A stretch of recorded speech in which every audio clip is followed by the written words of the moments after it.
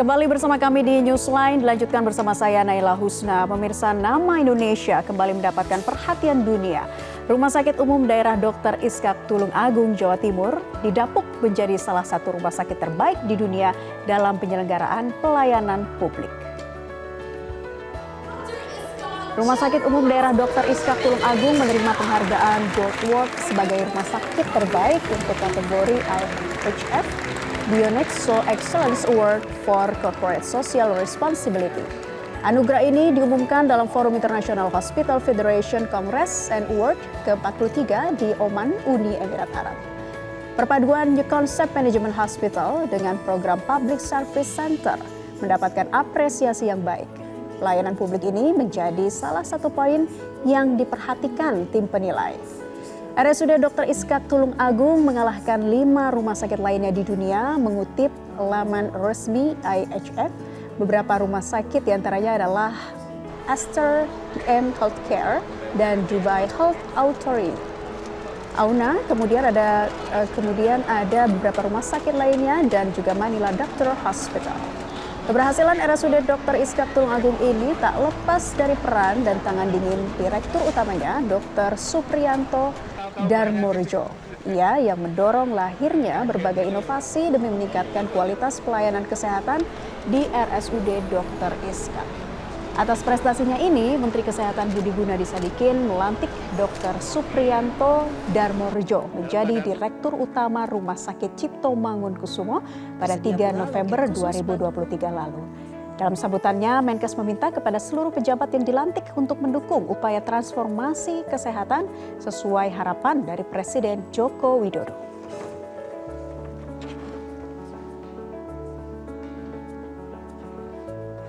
Pada November 2023, RSUD Dr. Iskak mendapat Gold Award sebagai rumah sakit terbaik untuk kategori Bionexo Excellence Award for Corporate Social Responsibility yang diumumkan dalam Forum International Hospital Federation Congress and Award ke-43 di Oman, Uni Emirat Arab. Tentu penghargaan ini karena adanya peran dari sosok seorang direkturnya, Dr. Supriyanto Darmorejo. Dari penghargaan ini lantas membuat Kementerian Kesehatan mempercayakan Dr. Supriyanto untuk menjabat sebagai Dirut RSCM. Lantas inovasi apa saja yang dilakukan untuk memberikan layanan terbaik di tengah banyaknya berbagai keluhan pasien yang menjalani pengobatan di RSCM? Sudah hadir di studio Metro TV Direktur Utama RSCM Dr. Supriyanto Darmorejo. Selamat siang, Dr. Pri. Siang. Terima kasih sudah bergabung di studio Newsline kali ini. Pak Dirut, tadi kan kita sudah jelaskan ya ragam prestasi bahkan turut membanggakan Indonesia di kancah dunia begitu ya. Sebelum mengemban jabatan yang sekarang, Dr. Pri pernah menjadi Dirut juga di Rumah Sakit Umum Daerah Dr. Iskak Tulung Agung. Tulung Agung. Nah, bisa dijelaskan seperti apa kemudian bisa mengantarkan meraih prestasi yang luar biasa di kancah internasional ini, Dokter? Ya, jadi intinya sebenarnya sederhana sih. Sederhananya begini, seorang manajer, seorang direktur itu harus bisa memberikan iklim agar para profesional itu bisa menerapkan keprofesionalisme mereka dengan tentu saja rewardnya juga proporsional. Asalkan itu diciptakan suasana seperti itu, selesai sudah. Baik. Ya itu aja sebenarnya, sederhana. Lingkungan kerja yang nyaman. Lingkungan kerja yang nyaman. Sehingga kemudian juga bisa tercipta inovasi-inovasi yang terbaik dari situ. Betul. Apa saja sih, Dokter, inovasi yang sudah dilakukan sejauh ini di Rumah Sakit Tulung Agung itu? Inovasinya banyak sih. Jadi banyak. Jadi awalnya Rumah Sakit Dr. Iskak Tulung Agung itu ya sama dengan rumah sakit yang lain. Ya. Kemudian saya sebagai dokter spesialis bedah, saya merasa kok nggak bisa berekspresi maksimal ya. Ini pasti ada sesuatu gitu. Ya dari rasa boleh dibilang gatal ya. Kok aku nggak bisa ini ya. Akhirnya saya berupaya untuk menciptakan lingkungan supaya saya bisa bekerja profesional. Caranya bagaimana kan gitu. Ya tentu saja mengendorse berupaya supaya kepala daerahnya itu memahami akan hal ini. Caranya bagaimana? Ya cari. Bahkan saya sampai dalam tanda kutip ikut create kepala daerah jadinya. Oke. Supaya membackup ini loh. Kalau kepingin maju daerah itu seperti ini gitu. Cuma itu. Nah, tapi inovasinya apalagi lebih spesifiknya nih Dokter Pri yang kemudian telah membawa dari segi mungkin pelayanan publiknya, apa saja sih yang ditingkatkan pada waktu itu di RSUD Dr. Iskak Tulungagung? Membawa teman-teman ke dalam suatu kinerja yang berbasis dengan teknologi informasi. Karena kan sekarang ini ciri pekerjaan itu kan banyak sekali kan pekerjaan kita yang disebut dengan high volume. Gitu. Variasinya juga banyak, high variety. Dan orang itu kepingin cepat dilayani, high velocity. Tanpa kita memakai teknologi informasi dalam setiap step pekerjaan itu, tidak akan mungkin itu bisa tercapai sesuai harapan masyarakat. Jam berapapun, kapanpun tertolong, itu tidak akan bisa. Jadi yang pertama inovasinya adalah bagaimana kita menyiapkan big data, kemudian flowchart dibuat sedemikian rupa, sehingga para profesional itu tanpa disumpah pun dia akan taat kepada azas-azas profesionalisme mereka. Jadi teknologi informasi yang seperti apa sih yang akhirnya bisa menciptakan tingkat kepuasan masyarakat ataupun yang menggunakan jasa layanan dari RSUD Dr. Iskak ini tingkatnya indeksnya cukup tinggi nih dokter? Ya, jadi di rumah sakit itu ada dua manajemen besar, manajemen corporate dan manajemen klinis. Dan semua itu kan ada standard operating procedure. Standard operating procedure itu kemudian dijadikan flowchart. Setelah itu menjadi flowchart kita kasihkan kepada programmer. Yuk tolong aku dibuatkan seperti ini.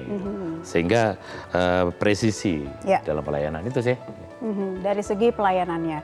Nah, tadi kan kita sudah berbicara mengenai lingkungan kerja, kemudian inovasi dan juga pelayanan untuk menciptakan tingkat kepuasan kerja yang tinggi. Lingkungan kerja. Tanpa lingkungan kerja yang baik dan benar tidak akan ada inovasi di situ. Baik. Nah, tak potong dikit. Penerapan lingkungan kerja yang baik dan benar itu seperti apa kalau menurut dokter? Kan gini, profesional itu tergantung dari manajer atau dirut atau dan direktur yang lain jajarannya.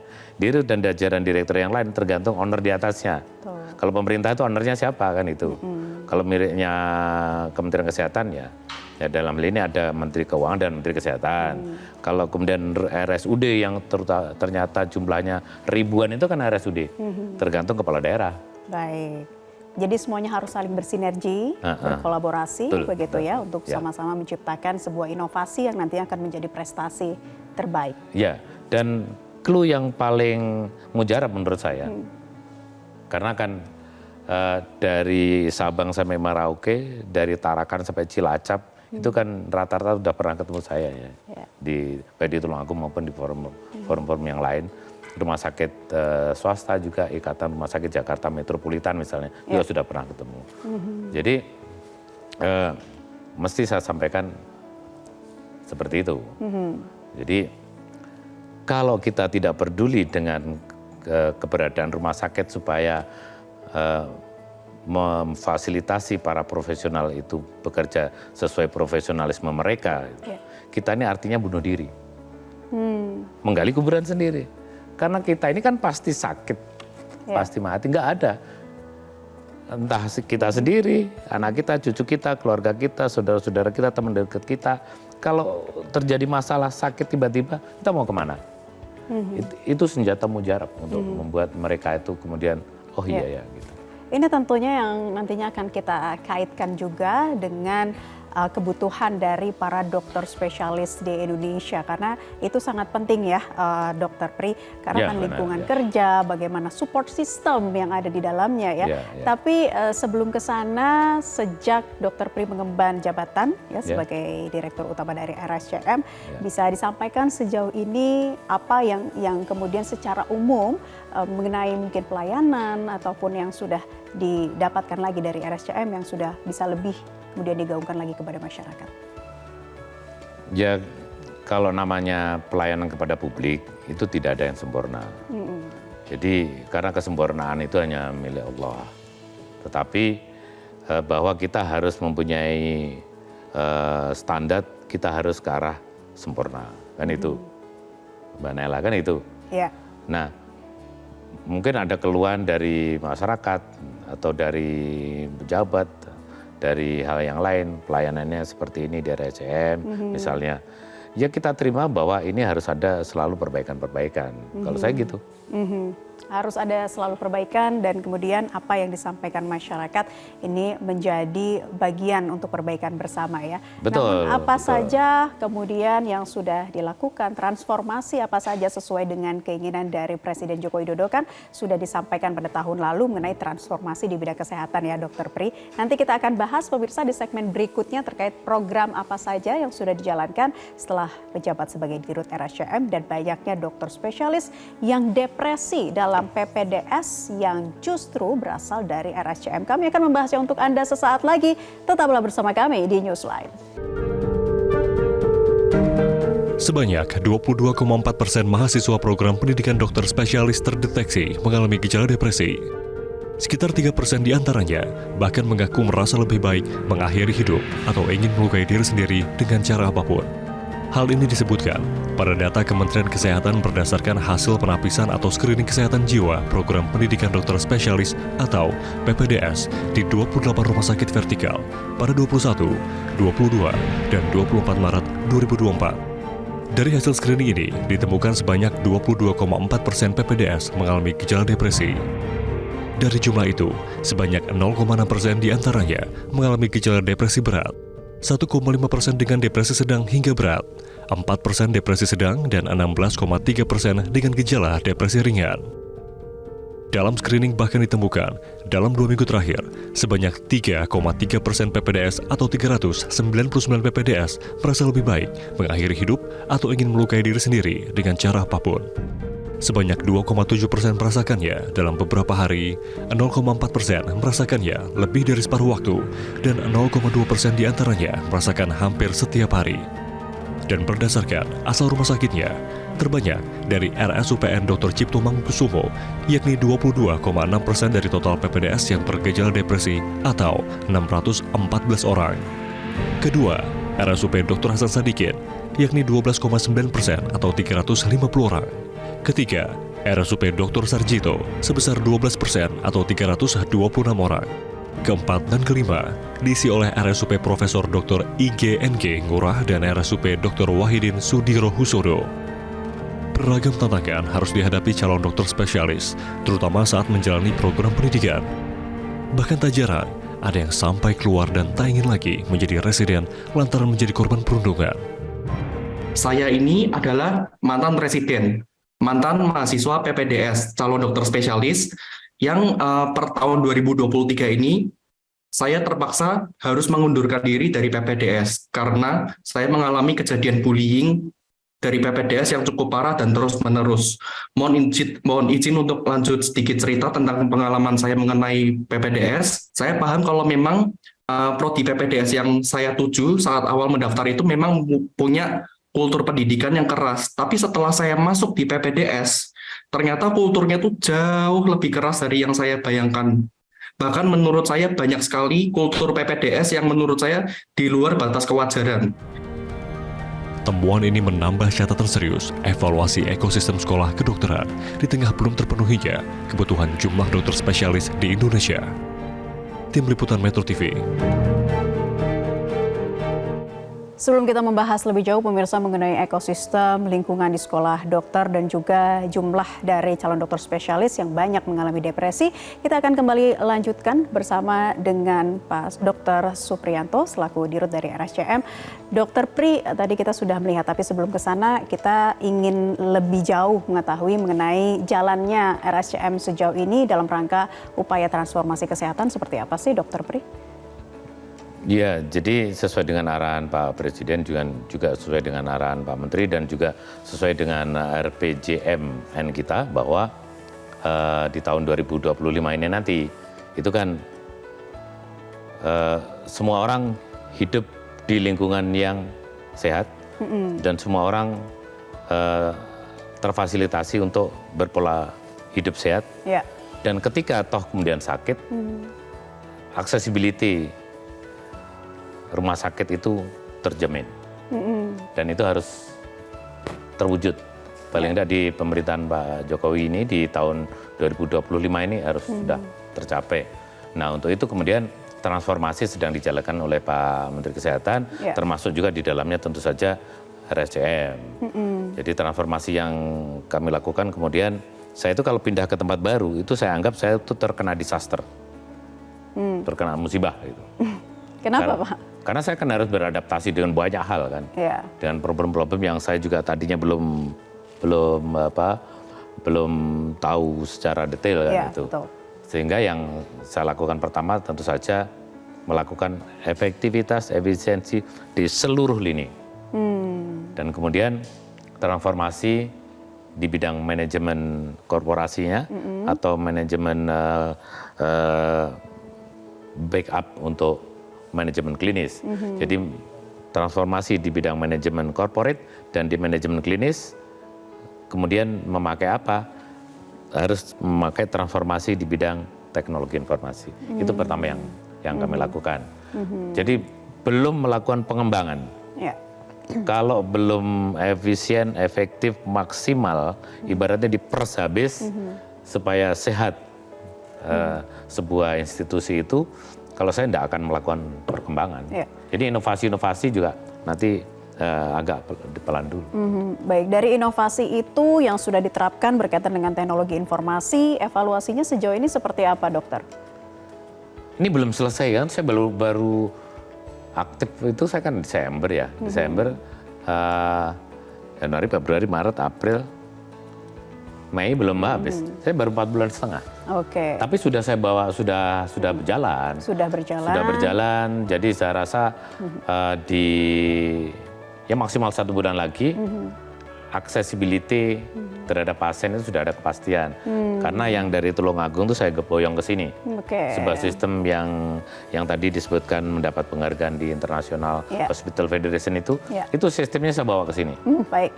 Sistem teknologi informasi, penataan ruangan call center, ada call taker, ada dispatcher, ada dokter spesialis yang memungkinkan untuk praktek telemedicine, hospital without walls, yang saya sebut di Tulungagung itu ada hospital without walls. Jadi teknologi informasi, kemudian memfasilitasi seluruh insan kesehatan di rumah sakit itu breaking through the hospital walls untuk memberikan pelayanan tidak hanya melulu pasien di dalam rumah sakit, tetapi juga di luar rumah sakit. Itu sedang kami susun. Baik. Jadi di menara depan emergency RSCM itu sedang saya rombak di situ. Dan sistemnya sekarang sudah sedang kami tanam di situ. Dan operator-operator yang disebut dengan call taker, dispatcher, itu sekarang sedang pelatihan di Tulungagung, kira-kira 18 orang. Jadi sejauh ini dengan diterapkannya teknologi informasi dari RS Dr. Iskak Tulungagung ke RSCM, sejauh ini harapan besarnya tentunya untuk meningkatkan kepuasan, accessibility, dan juga indeks kepuasan dari masyarakat itu sendiri dari segi pelayanan ya dok. Silakan dijelaskan dokter. Iya, jadi ketika transformasi di 3 pilar utama tadi itu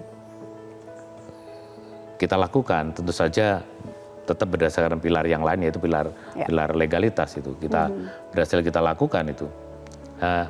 Harapannya itu kemudian accessibility masyarakat itu terjaga. Jadi kapanpun, jam berapapun, masyarakat itu bisa dihandle dan tertangani dengan baik. Cuma masalahnya yang lain juga harus mengikuti. Kalau enggak semua kan tertumpu di RSCM. Baik. Bayangkan berdasarkan data yang ada, tidak sampai 10% tahun 2023 kemarin, masyarakat itu bisa mengakses emergency RSCM.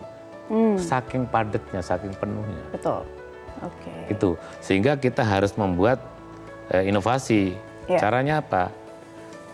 Praktek telemedicine yang saya sebut dengan hospital without walls gitu. Sehingga orang tidak semua harus datang ke UGD. Nah ini yang sedang kami terapkan dan moga-moga 1 bulan ke depan lah maksimal hal itu sudah bisa dirasakan oleh masyarakat Jakarta. Baik, semoga ada memang perubahan yang kemudian lebih baik lagi. Nah, tadi dokter kita mau berbicara mengenai kebutuhan dokter spesialis di Indonesia, Dokter Pri, yang tentunya telah digaungkan oleh Presiden Joko Widodo. Ada sejumlah persoalan pemirsa yang terjadi di dunia kedokteran. Data Kemenkes menunjukkan sebanyak 2.716 calon dokter spesialis atau peserta PPDS Indonesia mengalami gejala depresi, yang terbesar sebanyak 22% ini berasal dari RSCM. Nah, kita akan simak dulu pernyataan dari Presiden Joko Widodo berikut ini. Saya dalam 6 bulan ini, kalau ke daerah, secara mendadak saya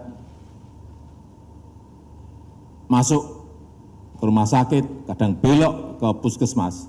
Saya senang bahwa alat-alat yang diperlukan seperti misalnya USG itu sudah ada di puskesmas. Saya senang mengenai ini.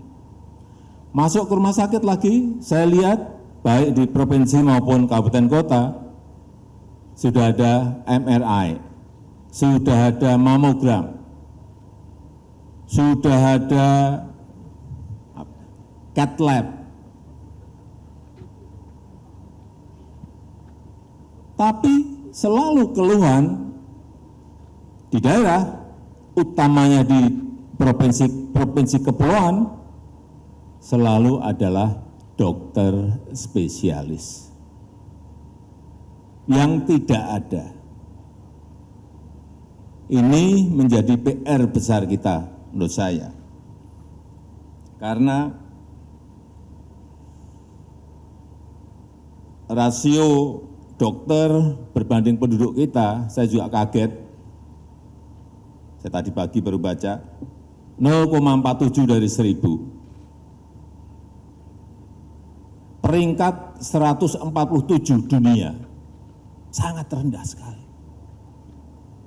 Di ASEAN, kita peringkat 9, berarti masuk 3 besar, tapi dari bawah. Ini problem angka-angka yang harus kita buka apa adanya.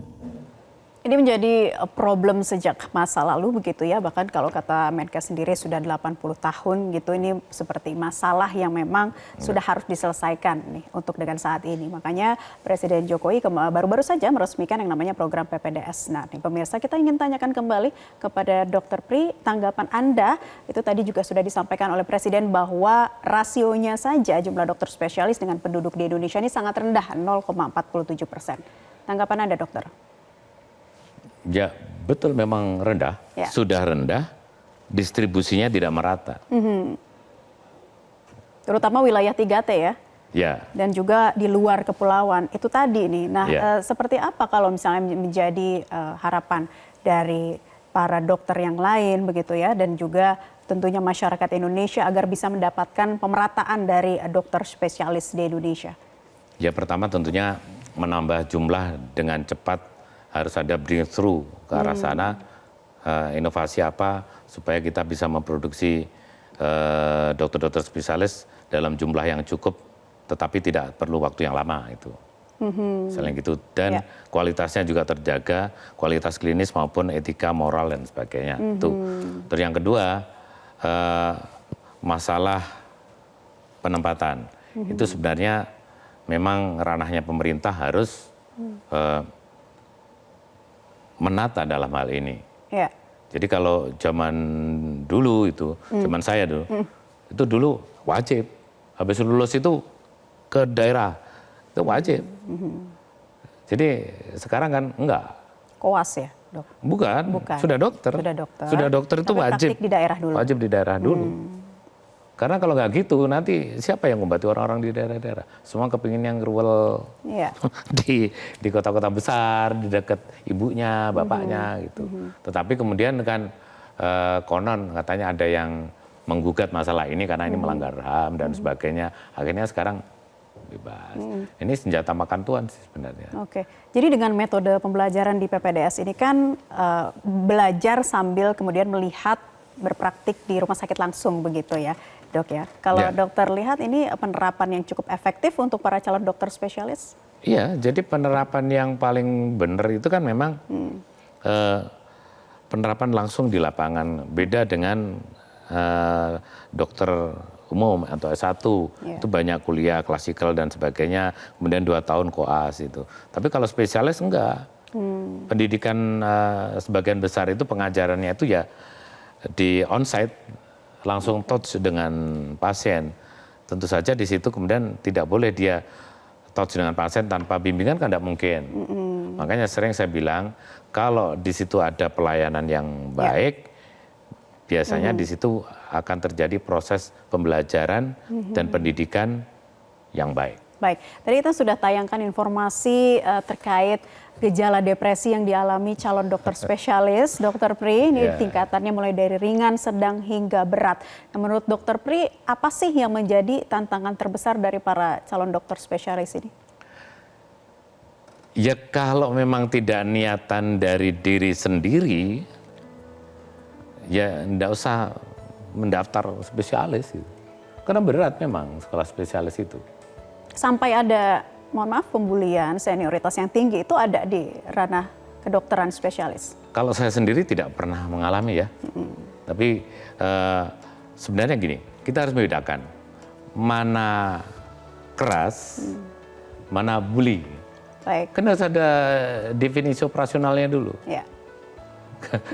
Kalau misalnya, juga, ya? Misalnya bully fisik misalnya, kamu keribu hitam, misalnya gitu kan, kan itu bully fisik gitu.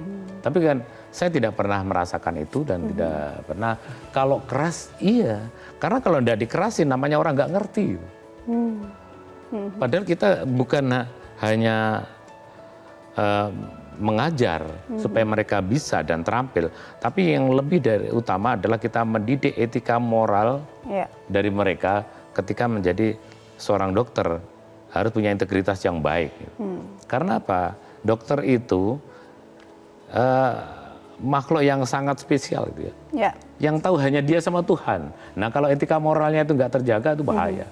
Itu sih kalau menurut saya. Dan harus adanya pembenahan dari sistem ataupun ekosistem lingkungan ya, di betul. Kedokteran itu. Ya, setuju. Nah, setuju sekali sih itu. Baik, Presiden sempat menyoroti banyaknya warga Indonesia yang berobat ke luar negeri nih, Dokter Pri. Bagaimana RSCM sebagai RS Pusat Rujukan Nasional menyikapi fakta tersebut? Apa yang dilakukan agar tidak banyak masyarakat yang berobat ke luar negeri?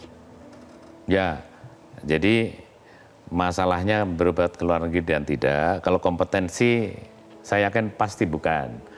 Karena apalagi di RSCM, apa yang tidak bisa dilakukan RSCM? Cangkok hati itu sudah biasa makanan sehari-hari kan, kasarannya kan gitu. Cangkok ginjal, semua udah hampir tidak ada yang tidak bisa dilakukan RSCM. Tetapi karena jumlahnya banyak, biasanya orang kemudian kan tidak sabar. Nah, saya sudah pernah dialog dengan Pak Menteri dan Pak Dirjen untuk membuat semacam hal khusus. Jadi semacam boleh dibilang unit bisnis khusus gitu. Supaya apa? Supaya penyelenggaraan